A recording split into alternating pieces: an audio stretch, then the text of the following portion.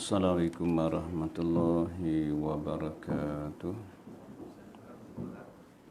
Bismillahirrahmanirrahim. Alhamdulillahi rabbil alamin. Wassalatu wassalamu ala asyrafil mursalin wa ala alihi wa sahbihi ajma'in. Subhanaka la ilma lana illa ma 'allamtana innaka antal alimul hakim. Wala haula wala quwwata illa billahil aliyyil azim.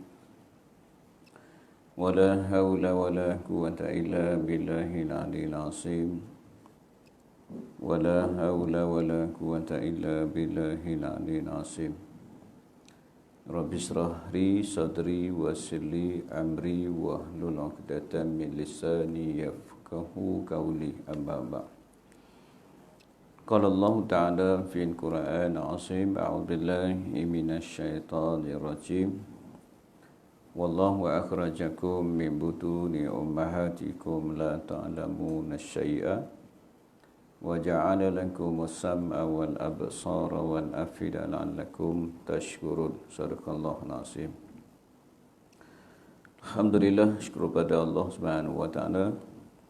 Sama-sama kita menunaikan sembahyang maghrib berjemaah. Mudah-mudahan amal ibadat kita diterima oleh Allah Subhanahu wa taala.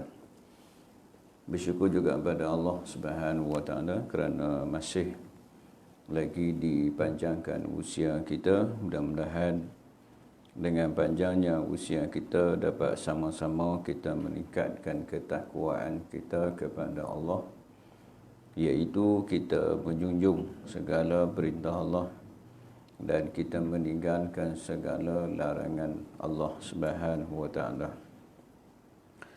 Bersyukur juga pada Allah Subhanahu wa taala kerana memilih kita pada malam ni untuk duduk dalam majlis ilmu. Mudah-mudahan kehadiran kita pada malam ni dicatat oleh malaikat yang telah diamanahkan oleh Allah Subhanahu wa taala sebagai satu catatan yang mendapat keberkatan daripada Allah Subhanahu wa taala. Insya-Allah, sebelum kita mula pengajian kita, marilah kita ambil keberkatan, kita baca Ummul Kitab. Mudah-mudahan dengan bacaan Ummul Kitab kita dan kita hadiahkan juga buat Nabi kita Muhammad sallallahu alaihi wasallam, keluarga Nabi, sahabat-sahabat Nabi, tabi'in, para ulama, terutama buat guru-guru yang pernah mengajar kita, terutama juga buat kedua ibu bapa kita, sama ada yang masih hidup ataupun yang telah bertemu dengan Allah Subhanahu wa taala, muslimin muslimat, mukminin mukminat, al-ahya'i minhum wal amwat. Al-Fatihah. A'udzu billahi minasy syaithanir rajim. Bismillahirrahmanirrahim. Alhamdulillahi rabbil alamin, arrahmanir rahim, maliki yaumiddin. Iyyaka na'budu wa iyyaka nasta'in, ihdinas siratal mustaqim, siratal ladzina an'amta 'alaihim ghairil maghdubi 'alaihim waladdallin. Amin. Insya-Allah malam ni kita sambung pengajian kita dalam kitab Fiqh Manhaji jilid yang pertama. Jilid pertama. Malam ni kita masuk sembahyang sunat. Masih lagi bicarakan tentang sembahyang sunat, iaitu sembahyang istisqa. Baca lagi? Belum lagi malam ni malam ni kita masuk sembahyang istisqa, iaitu sembahyang minta hujan. Sembahyang minta hujan. Tu hakikatnya Allah Subhanahu wa taala, hujan ni sebagai satu nikmat kurniaan Allah Subhanahu wa taala pada kita. Ada kalanya hujan juga sebagai musibah, satu ujian bagi orang beriman dan juga sebagai musibah kepada orang-orang yang ingkar kepada perintah Allah Subhanahu wa taala. Maka apabila datang kemarau yang panjang sehingga ketiadaan air, maka dituntut dengan sunat muakkad yang kita sebut, tuntut untuk kita sembahyang minta hujan. Boleh tak kalau Allah nak bagi turun walaupun tanpa kita minta? Boleh, mudah bagi Allah Subhanahu wa ta'ala nak turun walaupun kita tak minta pun dia boleh turun. Tapi dia nak hamba-hambanya yang banyak melakukan dosa supaya sedang muhasabah diri. Sebab-sebab yang berlaku ni ada asbab dan musababnya. Sebab ada asbab dan musababnya. Maka dengan tujuan Allah datangkan kemarau bagi orang yang hak buat dosa kembali kepada Allah Subhanahu wa ta'ala. Baik. Makna sembahyang istisqa ialah sembahyang yang disyariatkan ketika hujan tidak turun. Hujan tak turun dan berlaku kemarau, bukan hanya menyebabkan kepada manusia, termasuk juga pada tumbuhan-tumbuhan, termasuk juga pada binatang-binatang. Jadi kesannya bukan hanya buat kita sahaja, buat pada tumbuh-tumbuhan, binatang-binatang. Tu nanti kita akan sebut nanti ni apabila kita nak sembahyang sunat istisqa, maka sunat juga bawa binatang-binatang, bawa haiwan-haiwan ternakan. Sebagai apa? Kerana dengan bawa ni dengan kesungguhan kita. Dengan kesungguhan kita bawa binatang-binatang, dengan asbab tu Allah Subhanahu wa ta'ala memakbulkan permintaan kita. Baik.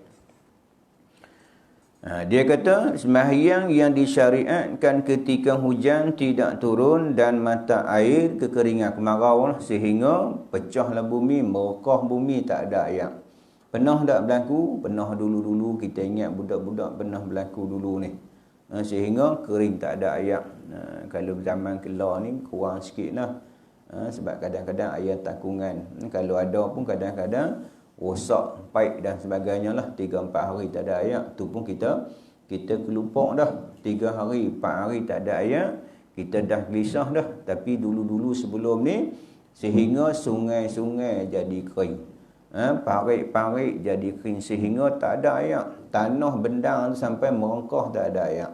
Maka dituntut kita sebab ataupun pemimpin, dia ada di situ himpun untuk adakan sembahyang minta hujan. Baik. Ia disunatkan ketika berlaku sebabnya. Dia maksudnya yang ini ketika berlaku sebab lah. Kalau saja-saja tak dituntutlah untuk kita buat. Maksudnya ada asbab dan musababnya. Tuntutan melakukannya akan luput apabila sebab tersebut hilang lah. Dia sama jugalah macam kita sebut sebelum ni tentang sembahyang gerhana bulan dan juga gerhana matahari. Sebab berlaku baru kita disunatkan sembahyang gerhana bulan ataupun gerhana matahari. Waktu tempohnya bermulanya gerhana kita sebut dulu ni. Berlaku gerhana, itulah tempoh untuk kita sembahyang sunat gerhana. Habis tempoh tu, maka tak disunat dah kita sembahyang. Tak boleh dah sembahyang. Sebab apa? Ada waktu-waktunya. Begitu juga dengan sembahyang istisqa ni juga ada sebab-sebabnya. Sebabnya apa? Sebab kemarau. Air pun kering, mata air pun tak ada, maka ketika tu dituntut sunat. Sunat tu sunat muakkadah, sunat-sunat yang sangat dituntut untuk kita buat, terutama pemimpin lah. Dia akan arah anak-anak qaryahnya, dia akan arah rakyatnya supaya berhimpun untuk diadakan sembahyang minta hujan. Baik. Tuntutan melakukannya akan luput apabila sebab tersebut hilang, seperti turunnya hujan atau mata air mula mengalir. Turun hujan, tengok contohnya, kita nak 2-3 hari kemarau, kita habaklah kita nak sembahyang sekian-sekian waktu, rupa-rupanya tak sampai waktu tu hujan dah turun dah. Maka ketika tu dah luput dah, tak disunat dah kita nak sembahyang. Sebab apa? Sebelum kita sembahyang dah turun dah hujan, ataupun sebelum sembahyang mata air dah keluar dah. Mata air dah keluar dah. Cara melakukan, cara macam mana kita nak sembahyang ni terdapat dengan 3 cara. Ya, cara minta hujan. Ada 3 cara lah cara nak minta hujan ni. Ada 3 cara. Dia sebut ni ada 3 cara bagaimana kita nak minta hujan. Baik. Sekurang-kurangnya dengan semata-mata berdoa. Ini hak biasalah ni. Ada 3 cara kalau berlaku kemarau, kita tak mau sembahyang dengan hanya berdoa kepada Allah Subhanahu Wa Taala. Lepas sembahyang, kita angkat tangan, ya Allah, ya Tuhanku, mohon kepadamu ya Allah agar diturunkan hujan. Doa pada Allah, kita pakat-pakat doa ni hak biasa lah ni. Hak ni hak biasa kita buat. Kita berdoa lepas sembahyang, berdoa pada Allah Ta'ala, ataupun waktu-waktu yang tidak ada air, kita pun angkat tangan berdoa kepada Allah Subhanahu Wa Ta'ala. Cara yang pertengahan, cara yang kedua berdoa selepas bangun daripada rukuk pada rakaat terakhir sembahyang yang diwajibkanlah. Dia sebut sebagai contohnya, kita selalunya kita baca doa kalau subuh ke, lepas pada kita nak lepas pada doa kunut tu, sebelum sallallahu alaihi wasallam tu, kalau kita contohnya hak kita Covid ni, doa dengan minta perlindungan daripada Allah, daripada ujian, musibah, bala yang hak berlaku sekarang ni lah. Selalunya kita buat pada rakaat yang kedua pada kunut. Tetapi hak ni juga boleh juga berdoa selepas bangun daripada rukuk pada rakaat yang terakhir. Kalau kata hak sembahyang maghrib tu hak rakaat yang ketiga. Kalau sembahyang isyak iaitu lepas rakaat yang keempat. Yang subuh maksudnya lepas rakaat yang kedua, berdoa kepada Allah Subhanahu Wa Taala. Boleh ketika tu nak berdoa ketika berlaku kemarau panjang, ketiadaan air. Baik. Dia kata pertengahan berdoa selepas bangun daripada rukuk pada rakaat terakhir sembahyang yang diwajibkan, atau selepas selesai sembahyang lah. Selalunya kebanyakan kita buat selepas selesai sembahyang lah. Pertama ni doa ni tak dalam sembahyang ataupun di luar sembahyang. Hak dalam nombor 2 pertengahan, maksudnya disebut dengan selepas selesai sembahyang ataupun dalam sembahyang tu sendiri pada rakaat yang terakhir. Baik. Ini yang kita nak sebut ni, iaitu cara yang paling sempurna. Cara ini jadikan bab khusus, iaitu bab sembahyang minta hujan. Inilah hak kita duk buat selalu ni. Tapi walaupun kita buat selalu, tak selalulah. Maksudnya jarang-jarang lah kita buat. Mungkin dalam 5-6 tahun ni pun kita tak pernah buat di tempat kita ni, sebab jarang berlaku kemarau. Kita selalu maksudnya tempat tak ada hayak lah, hujan, hari-hari hujan. Hari hujan. Jadi kalau berlaku, maka kita buatlah hak yang ketiga ni yang paling sempurna. Iaitu dia kata yang pertama, pada permulaan imam, ketua pemerintah atau timbalannya hendaknya menyuruh ramai melakukan perkara berikut. Dia sebelum nak sembahyang tu, dia ada perkara-perkara yang hak pemerintah suruh buat. Kalau kita di taman kita, imam lah akan beritahu, suruh para anak orang kampung, anak karya, makmum buat beberapa perkara. Sebelum nak sembahyang tu, dia kena buat beberapa perkara. Yang pertama ialah bertaubat dengan taubat yang sebenar. Dengan sebab apa? Dengan sebab taubat ni kemungkinan Allah Subhanahu Wa Taala akan makbulkan permintaan kita. Sebagai contoh, kita pernah sebut dah sebelum ni. Itu kisah mana? Kisah Nabi Musa alaihissalam ketika berlaku kemarau yang panjang. Kita pernah sebutlah dulu ni kisah Nabi Musa ketika Allah Subhanahu Wa Taala uji dia dengan kemarau yang panjang, tak ada hujan.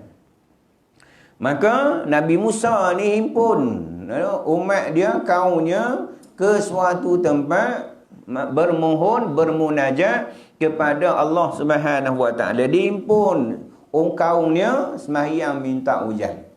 Selepas dia mohon kepada Allah Subhanahu Wa Taala, hujan tak turun je.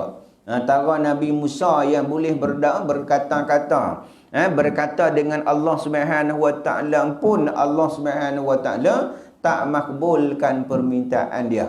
Contoh juga dulu Nabi Musa kita sebut, kadang doa Musa tu 40 tahun baru Allah makbulkan permintaan dia. Begitu juga dengan semayang minta ni hujan ni juga, Allah Subhanahu Wa Taala tak turunkan hujan walaupun dia himpun ramai kaumnya, umat dia sembahyang minta hujan, tetapi hujan tak turun juga.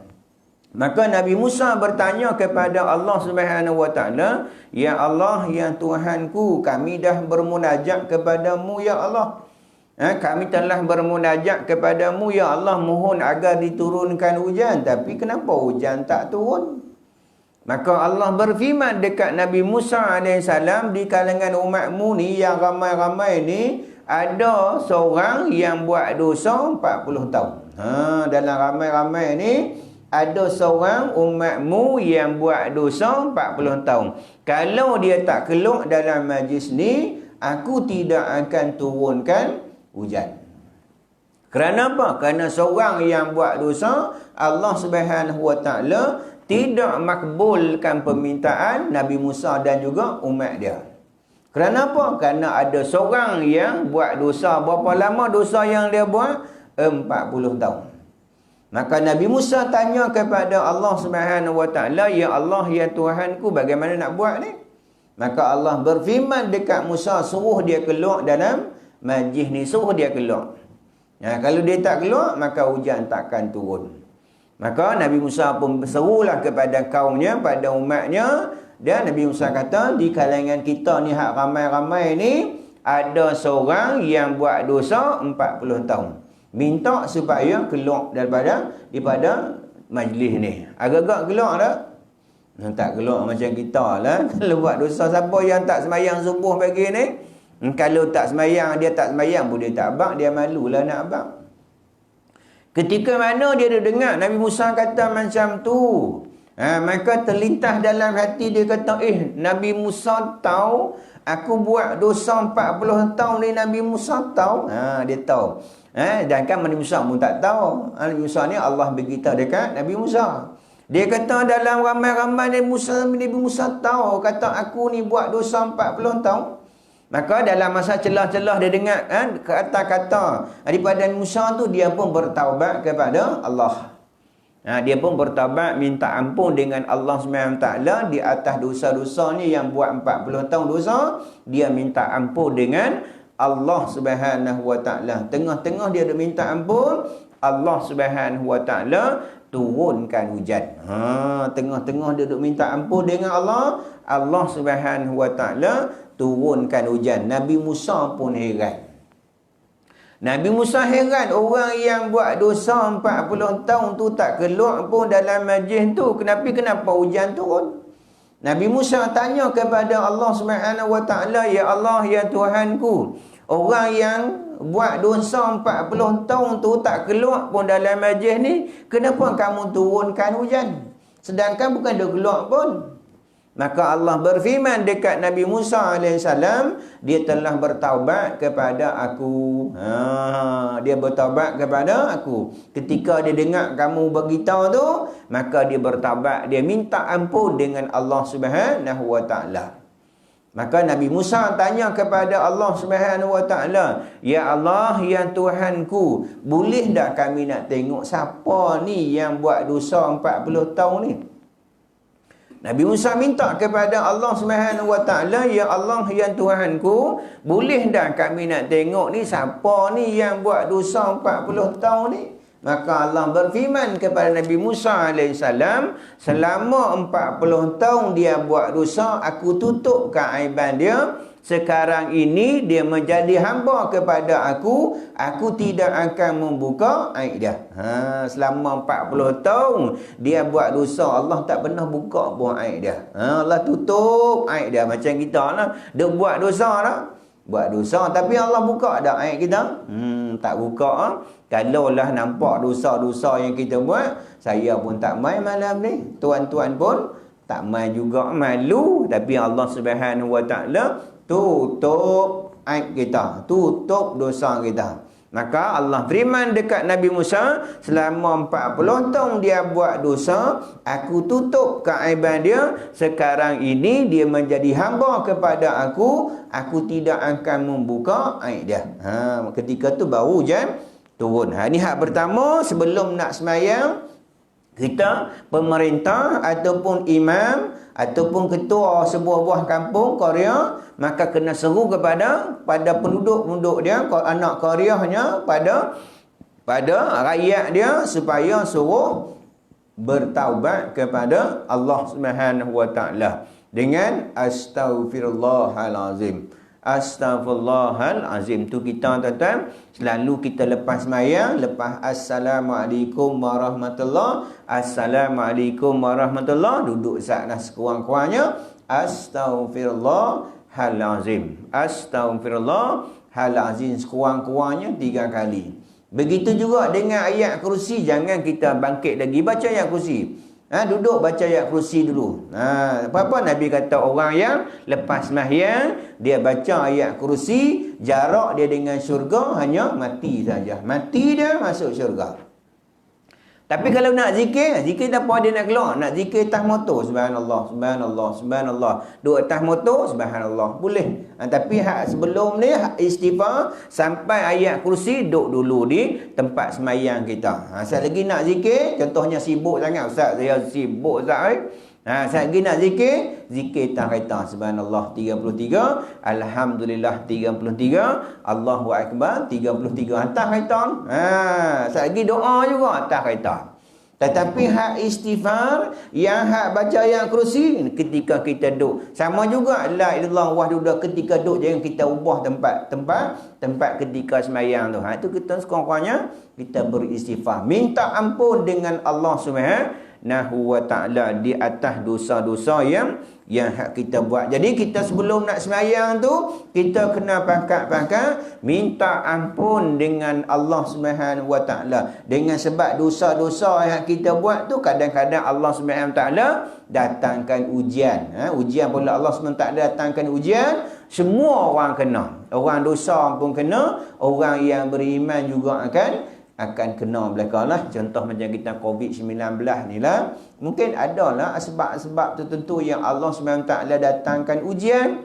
Cuma bila datang semua kena lah. Cuma kalau orang beriman, dia sebagai ujian lah daripada Allah. Tetapi kalau bagi orang yang tak beriman, sebagai azab lah bagi mereka.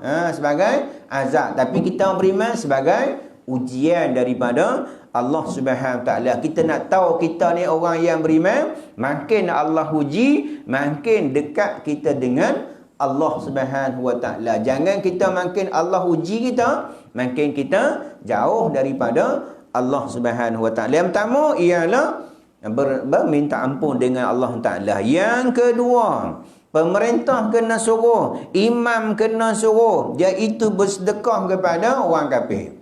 Kerana bersedekah ni, doa orang yang bersedekah ni, dengar doa orang yang kita sedekah, orang yang terima sedekah tu mendoakan akan dimakbulkan oleh Allah Subhanahu wa taala. Macam mana kisah Nabi Daud ketika dia minta pada Allah Subhanahu wa taala, boleh tak ya Allah, aku nak tengok malaikat maut. Malaikat Israel dia nak tengok. Ketika Allah Subhanahu wa taala tunjukkan dia malaikat maut, pengsan dia. Pengsan dia. Maka malaikat mau minta pada Allah supaya ketika tunjuk tu jangan rupa asal malaikat maut. Tengok pun pengsan dah. Belum cabut nyawa lagi. Tengok malaikat maut pun pengsan dah. Ketika tu diubah wajah Nabi malaikat maut pada wajah yang lain. Ketika tu Nabi Daud dapat melihat malaikat maut. Ketika dalam majlis Nabi Daud bersama dengan umatnya, malaikat maut beritahu kepada Nabi Daud, si anu tu akan meninggal dalam tempoh 3 hari. Malaikat maut beritahu kepada Nabi Daud, si anu tu akan meninggal dalam tempoh 3 hari. Malaikat akan tahu. Tu malaikat akan ziarah kita. Riwayat kata 70 kali malaikat maut akan duk ziarah kita. Dia tahu kita mati bila. Berapa? Sebab buku catatan kematian kita tu ada di dia. Maka sampai hari yang ketiga, sampai hari yang keempat, lepas minggu, lepas sebulan, tak mati-mati juga orang yang yang malaikat maut kata dia akan mati dalam tempoh 3 hari. Maka Nabi Daud tanya kepada malaikat maut, sedangkan dulu kamu beritahu bahawa dia akan mati dalam tempoh 3 hari, sedangkan dia masih ada lagi. Maka malaikat maut beritahu kepada Nabi Daud, setelah dia keluar dalam majlis kamu, dia telah menginfakkan, dia bersedekah kepada orang fakir sebanyak 3 dinar. 3 dinar. Kalau kita kan 1 dinar lebih kurang RM800 macam itulah. Maksudnya 3 dinar. 1 dinar ketika dia infakkan harta kepada orang miskin tadi, orang miskin tu mendoakan kepada Allah, ya Allah panjangkan umur dia. Tu kita tuan-tuan, kalau kita bagi pada seorang, suruh dia doa. Kenapa? Doa orang yang kita bagi tu dimakbulkan oleh Allah Subhanahu Wa Taala. Tu kita sedekah orang, kita minta, Tuan Haji, abang, adik, tolong doakan ni. Minta tolong dia doa kepada Allah Ta'ala. Maka orang miskin tu berdoa kepada Allah, ya Allah, ya Tuhanku, panjangkan umur si anu ni yang bagi ni. Maka dengan 1 dinar, 3 dinar dia bagi, dengan 1 dinar 10 tahun. 3 dinar 30 tahun. 30 tahun tuan-tuan. Tu hak qada mu'allaq, qada yang boleh berubah. Qada mubram, qada yang tidak boleh berubah. Contohnya kematian kita, malaikat maut dah tahu dalam Lauh Mahfuz, tapi hak ketentuan Allah Subhanahu Taala yang disebut dengan qada mubram itu hanya Allah Subhanahu Wa Taala sahaja yang tahu. Mungkin dengan silaturahim kita, Allah panjangkan umur kita. Mungkin dengan sedekah kita, Allah Subhanahu Wa Taala panjang umur kita. Mungkin dengan istighfar kita, Allah Subhanahu Wa Taala panjang kita. Semua ajal ni Allah Subhanahu Wa Taala yang tahu yang sebenarnya. Tapi malaikat maut hanya tahu dalam buku catatan hak ada dalam Lauh Mahfuz ketika umur kita 4 bulan, ketika malaikat Allah perintahkan malaikat supaya pimbik dalam Lauh Mahfuz tulis rezeki dia, ajalnya, iaitu dalam pengetahuan malaikat yang ada pada Lauh Mahfuz. Tapi hakikatnya qada mubram hanya Allah Subhanahu Wa Taala sahaja yang mengetahui. Jadi banyak bersedekah. Sebelum nak sembahyang, orang yang ada harta bersedekah. Kerana apa? Orang yang bersedekah ni doanya, dan orang yang terima sedekah dan orang yang sedekah doanya diterima oleh Allah Subhanahu Wa Taala. Dia kata bersedekah kepada orang fakir, meninggalkan segala bentuk kezaliman. Kalau kita sebelum ni kita buat benda-benda yang tak elok, kita ubahlah, ubah pakaian kita. Pakaian yang tak baik kita buang, kita pakai pakaian-pakaian yang baik.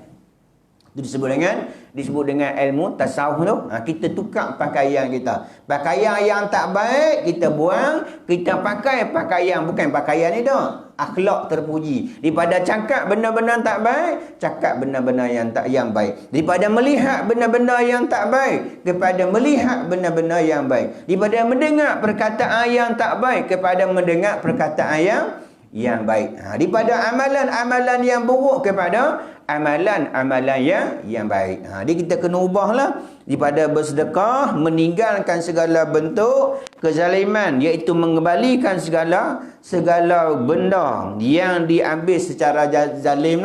Ini pun kalau hak orang, kalau kita ada hak orang, maka kembalikan. Kalau kita curi masa, kita kena minta halal pada orang yang hak kita kerja lah. Ini hak kerja, selalunya kerja, kita curi masa, kita zalim dengan majikan kita. Sebab satu ketika mana orang main mengadu kepada Imam Syafi'i, ya Imam, pendapatan saya 5,000 dirham. Pendapatan dia 5,000 dirham, tapi dia tak cukup. Gaji banyak tapi tak cukup. Kenapa ni ya Imam? Maka Imam Syafi'i kata, pergi kamu jumpa kepada majikan kamu, minta supaya dikurangkan menjadi 4,000 dirham. Patutnya kalau nak bahagia ke, nak senang ke, nak ni ke, kena dia lagi tambah lah, tambah dia 6,000 dirham dah. Imam Syafi'i kata minta kurang kepada 4,000 dirham. Lepas tu dia pun minta kurang dekat majikan dia 4,000 dirham. Lepas sebulannya masih lagi tak bahagia, masih juga tak tenang kehidupan dia. Mai pula jumpa kepada Imam Syafi'i, mengadu tentang duk macam tu juga. Imam Syafi'i kata, pergi jumpa majikan kamu, minta kurang 3,000 dirham. Kurang lagi. Lagi banyak. Kalau kita tak mau, mesti nak lebih. Dia minta supaya kurang lagi 3,000 dirham. Setelah tempoh sebulan selepas tu, baru dia rasa ketenangan dalam kehidupannya. Maka mai mengadu kepada Imam Syafi'i, ya Imam, saya rasa tenang dalam kehidupan saya. Maka Imam Syafi'i sebut dekat kepada hamba ni, dia kata 3,000 dirham itu patut padan dengan kerja buat yang kamu buat.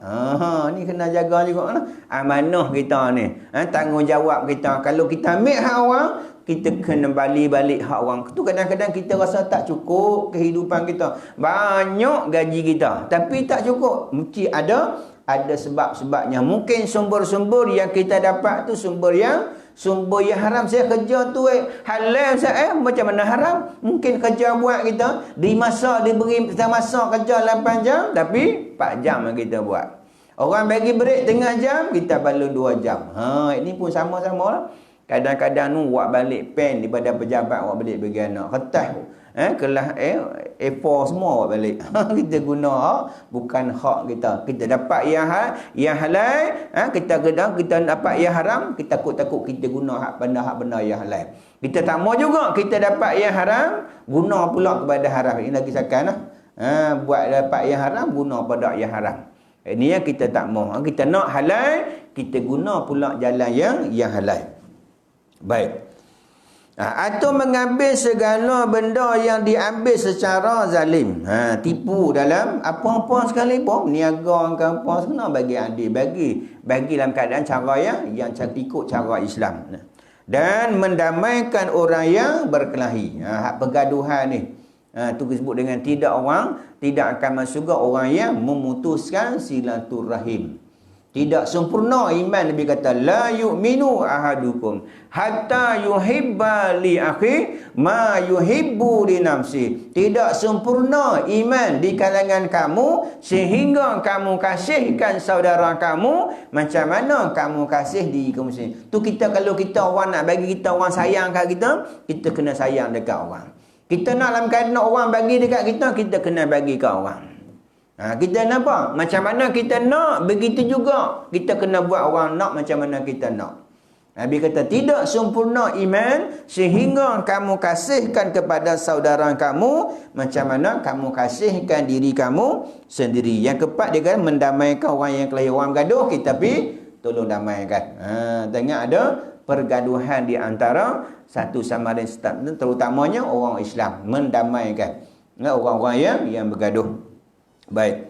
Yang ketiga, berpuasa selama 4 hari berturut-turut.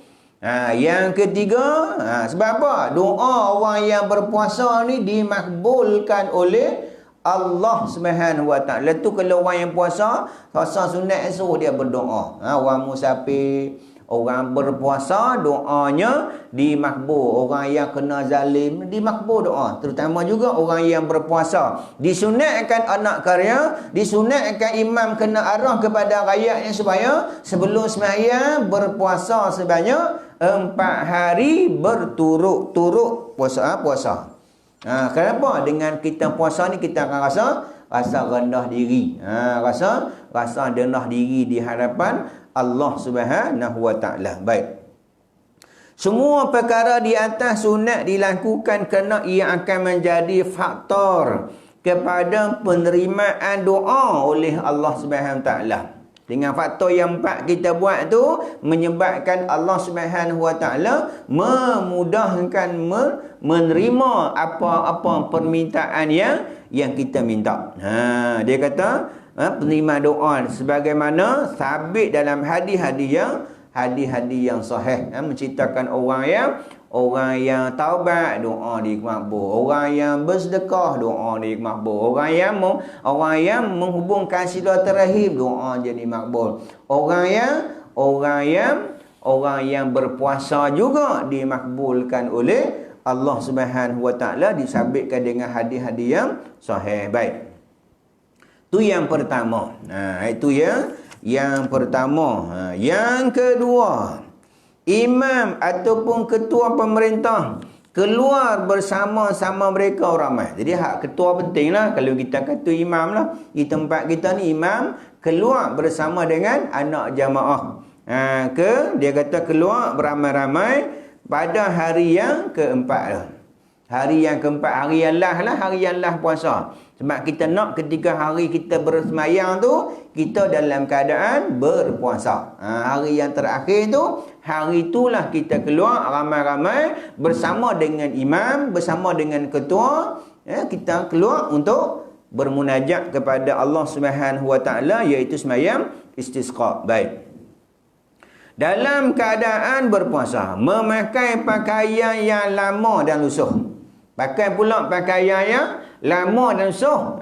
Yang hak lama. Maksudnya nak buat kata hina, kita tak mau keluar pakai baju batik. Masa kemas tak? Masa ego tak? Aku seorang pakai batik. Tak mau pakai baju Melayu dengan samping, tak mau. Bapa? Kita kalau pakai baru berjalan lain tuan-tuan. Cuba kita pakai tie, pakai rasuk kulit. Jalan tak sama macam kita pakai jubah. Bukan kita kata, saya kata kat tuan-tuan, kadang kita kena pakai jubah berjalan-jalan tuan. Cuba kita buh tie tengok, buh songkok tengok, buh kot, baju kot pula. Berjalan sama tak? Tak sama berjalan kok berjalan. Lain.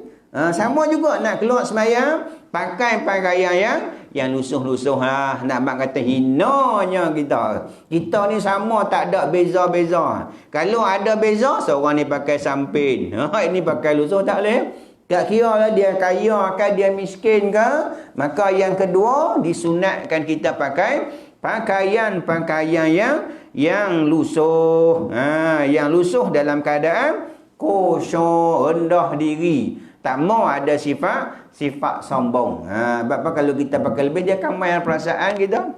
Kadang orang kita pakai elok, orang main duk selekeh bang kita rasa ya buat duk kat aku nampak tak elok kita tak mau duk. Tambah-tambah contoh orang-orang pakai pula balik motong duk kat kita. Tak mau, kita rasa lain. Ini kita nak semua kita ni sama. Tak ada beza dah. Nak bezakan kita hanya ketakwaan kita. Keluar dalam keadaan khusyuk. Menuju khusyuk dan hina.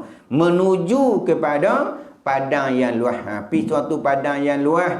Dalam keadaan khusyuk, rendah diri. Tak mau ada sifat ego, sombong dan sebagainya. Masuk tak? Sikit berhabis ni sikit. Kemudian imam ketua pemerintah atau naik sembahyang bersama-sama ramai 2 rakaat seperti sembahyang 2 rakaat hari raya. Ibnu Majah dan lain meriwayat daripada Ibnu Abbas berkata Rasulullah sallallahu alaihi wasallam telah keluar dalam keadaan tawaduk, menghina diri kepada Allah, khusyuk merendahkan diri, tadarruk. Kemudian baginda sembahyang 2 rakaat sebagaimana sembahyang pada hari raya. Kalimah merendah diri, tadarruk ini ialah menunjukkan rasa rendah dan hina diri ketika berdoa memohon hajat kepada Allah Subhanahu Wa Taala. Kita ingat kita berhenti tentu dulu. Kita masih lagi dalam SOP, di mana-mana macam itulah. Sampai cukup kita berhenti dulu. Insya-Allah lepas pada ini kita lebih sikitlah. Kalau sejam setengah lah Tuan Imam bagi lebih sikit. InsyaAllah lah kita ikutlah SOP yang telah ditetapkan. Jadi kita berhenti tentu, kita akan masuk nanti yang ketiga. Apabila selesai sembahyang, imam ketua pemerintah hendaklah berkhutbah. Nanti kita akan sambung nanti. Wallahu a'lam. Jadi marilah sama-sama kita tangguh kuliah kita pada malam ni dengan tasbih kifarah dan surah subhanakallah wa bihamdika asyhadu an la ilaha illa anta wa astaghfiruka wa atubu ilaik. Bismillahirrahmanirrahim. Wal 'asr innal insana lafi khusr illa allazina amanu wa 'amilus solihat wa tawassaw bil haqq wa tawassaw bis sabr. Bismillahirrahmanirrahim. Alhamdulillahirabbil alamin. Wassalatu wassalamu ala asrofil mursalin wa ala alihi wa sahbihi ajma'in. Allahumma faqihnahu fid din wa 'allimna ta'win wa hdina ila siratikal mustaqim. Allahumma aghina bil ilmi wa zayyina bil hilmi wa akrimna bit taqwa jamilna bil afiyah. Rabbana atina fid dunya hasanah wa fil akhirati hasanatan wa qina adzabannar. Wa sallallahu ala sayyidina Muhammadin khatimil anbiya mursalin wa ala alihi wa sahbihi ajma'in. Subhana rabbika rabbil izzati amma yasifun. Wassalam salim walhamdulillahi rabbil alamin. Sekian billahi taufiq wal hidayah. Assalamualaikum warahmatullahi wabarakatuh.